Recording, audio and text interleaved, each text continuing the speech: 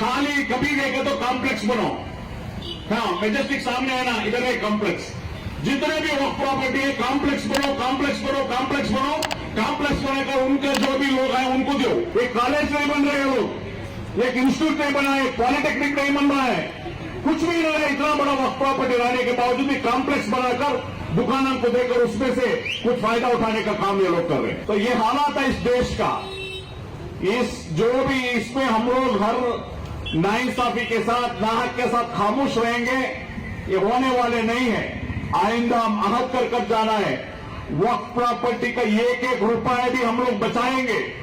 ये चोरों से, ये जो गलत कर लेकर है, एक रुपए का फायदा आवाम को नहीं पहुंचा करे, इनको सब हटाने का काम करना है हम लोग। इसको सब हटाकर इसको कौम मिल्लत को फायदा करने का काम हम लोग करना है। हम खामोश नहीं बैठेंगे।